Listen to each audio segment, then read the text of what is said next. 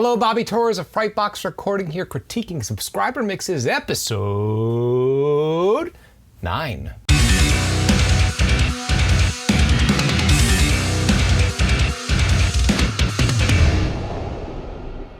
Okay, so before we begin, we have to remember that mixing is an art form and is extremely subjective. So everything I'll be sharing within this video is completely my own opinion and just my first initial thoughts on what I feel could help improve these mixes with minimal tweakage and minimal fuss. Now, our first submission here comes from Jeff. Let's see what we got.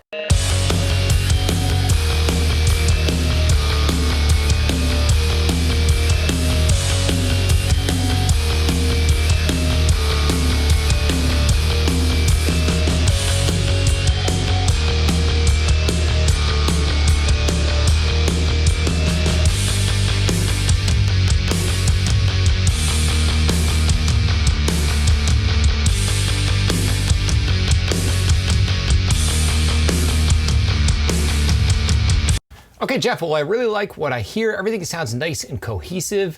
It has sort of a 90s, kind of mid-90s metal feel, which I really dig. Now, you mentioned in your email to me that you're having issues getting your cymbals to sit right and also your toms.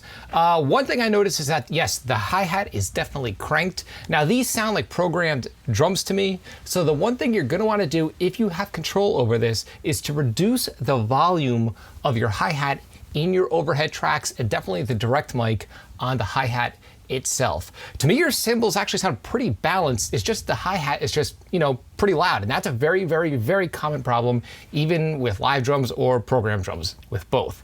Now, as far as your toms, I'm gonna be completely honest with you, man. I think the toms sound great.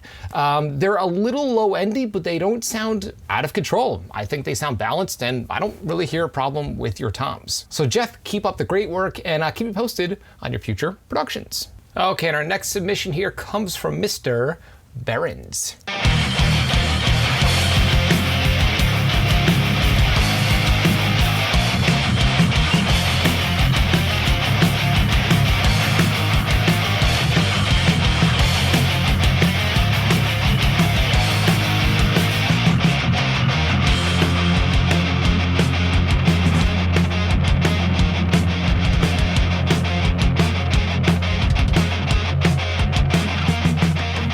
Okay, well, Behrens, I really like your guitar tone and especially the bass tone. It has that nice, growly distortion thing that's happening, in the mid-range, which helps it cut through, especially on smaller speakers.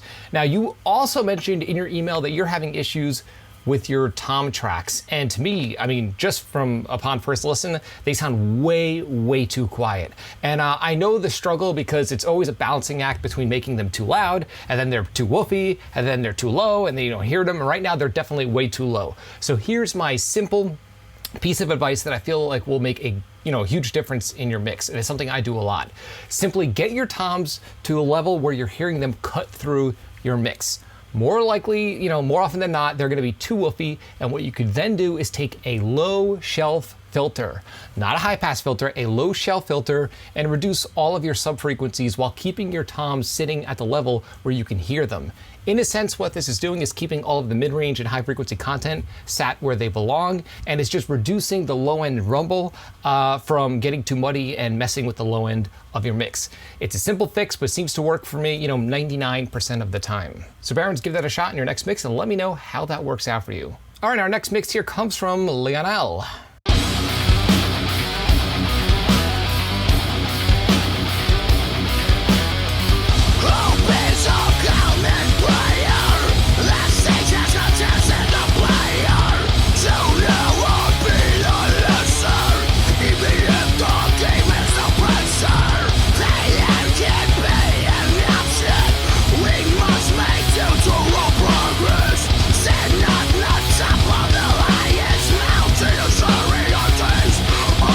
Okay, well, dude, I love the mix as a whole, but there are two things I want you to pay close attention to, and it actually has less to do with the mix and more to do with the actual recording and the production. One thing is some of the guitars are slightly out of tune. Let me hear that intro once more.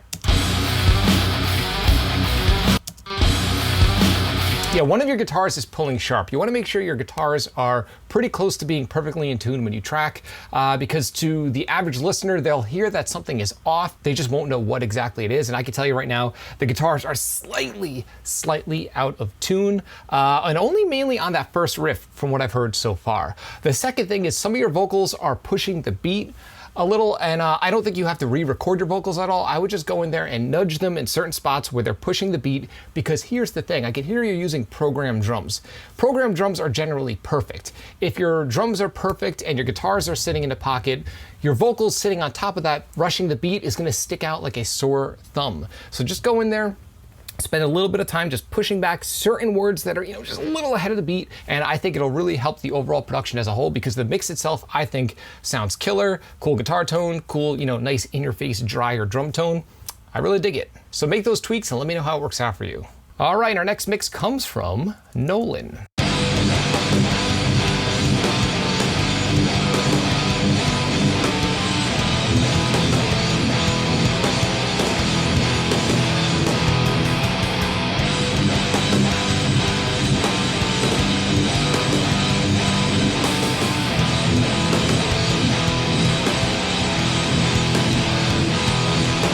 Okay, well, Nolan, I dig the riffing.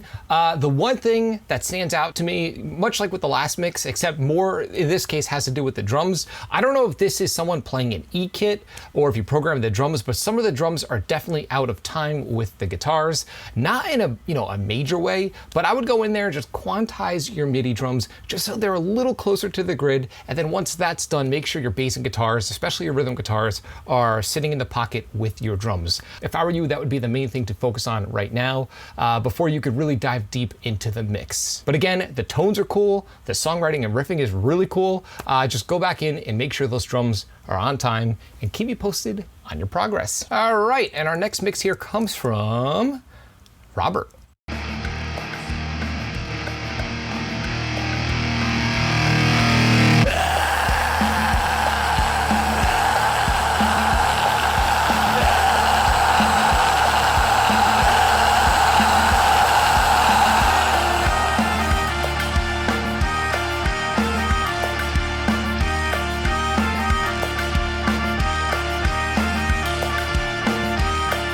Okay, well, Robert, the one thing I gotta say is that your master is definitely clipping. It's happening to the point where when the vocals kicked in, it actually just completely clipped the whole master and you can't even hear the instruments underneath. Now, the instruments themselves sound cool. I hear some other instrumentation happening aside from guitar, bass, and drums, which is awesome. But yeah, there's no reason to make your master screaming loud, especially to the point where you have digital clipping. What I would recommend doing is focusing on your mix, sitting at a level well below zero, and don't worry about mastering yet. Just make sure you get the fundamentals of your mix in place. So keep that in mind when you tweak this mix, and let me know how it works out. All right, and our next mix comes from Cody.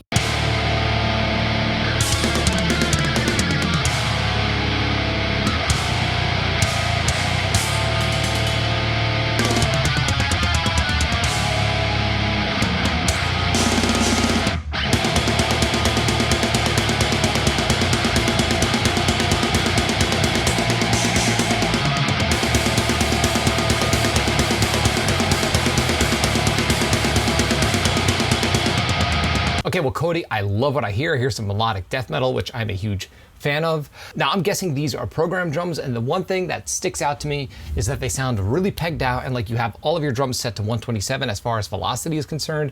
And at the very, very least, what I'd recommend doing is turning down the snare during the blast beat sections. If you want the drums to sound even remotely close to a real drummer, you gotta remember no drummer is gonna hit the snare at 1,000,000% velocity throughout the entire duration of the song, especially during faster, more technical sessions. So I follow a very simple rule of thumb when it comes to programming technical metal drums. When it's a section that's more technical and just a little more difficult to play when a drummer would be playing it in reality, is take the velocity and bring them down. I like to start with my drums at around 110, maybe 115, maybe 120. That way I have some wiggle room to play with. If I need a section to be a little more aggressive, if it's a slower section, I'll peg it out to 127. And then if it's a section that's a little more technical, like a gravity blast or a blast beat or fast double kicks, I'll bring it down to even 90. So give that a shot, and I think you'll really find that you'll dig the impact that it has on your program drums because it'll make them sound way more realistic.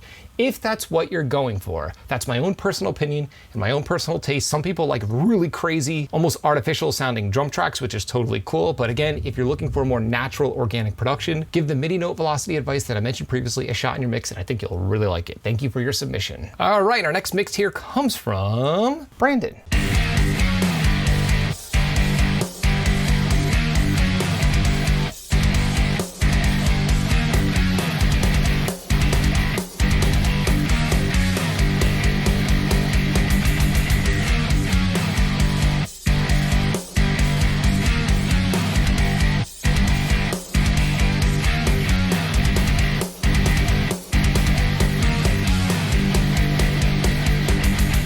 Okay, well, Brandon, I gotta say, I love what I'm hearing. I love the mix. I really like the songwriting and the riffing, and the bass tone is killer.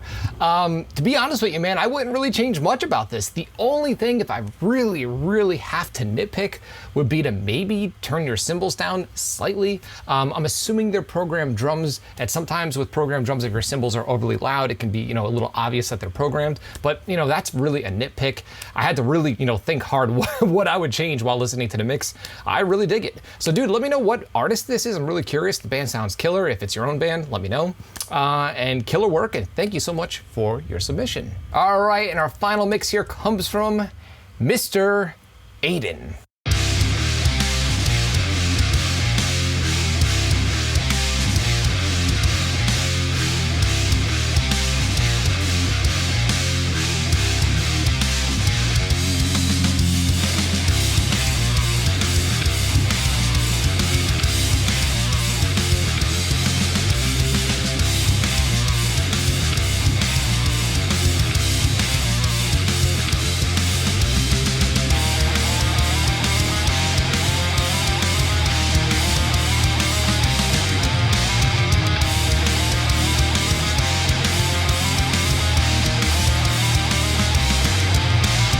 Okay, well, Aiden, much like with the last mix, I gotta say, I really dig what I'm hearing, especially the songwriting. I hear some Pantera/Down style influences, which I'm a huge fan of ever since I was a kid. So yeah, I really dig what I'm hearing. All of the performances sound great. The overall mix sounds pretty good. And to be honest with you, man, I really wouldn't change much about this. But ironically enough, just like the last mix, the only thing I could say, at least upon first listen, is that the cymbals are a little loud. So, just take them down slightly, about a dB or two, and I feel like they will blend with the rest of the kit very nicely. But again, that's really a nitpick because guitar tone sounds cool, bass tone sounds cool, everything sounds nice and balanced. And I'm curious to know what it would sound like with vocals mixed in. Aiden, thank you so much for your submission, and keep me posted on your progress with your future productions. So I would just like to shout out and thank everyone for submitting this killer group of mixes. And if you're interested in having me do a critique of your mix, there are detailed instructions below in the video's description. The other thing is that there are so many things that home studio owners tend to gloss over when sitting down and recording a full production within their studio. And that's why I've put together my polished production checklist, which outlines and details specific things that you should not gloss over if you want to achieve professional results in your studio. And here's the thing, it outlines things that you could do without buying any new gear, because great professional results do not come from gear, they come from techniques and workflows. Again, the guide is completely free. There's a link below to the guide in this video's description. If you found this video helpful, like, comment, subscribe, and share. And do not forget to click the little bell icon so you can be notified every time I upload weekly videos on all things metal and rock production. If you're interested in some Frightbox swag, I've got t-shirts, mugs, and other cool stuff on the way. There's a link below to the Frightbox merch store in the video's description. And until next time, happy mixing.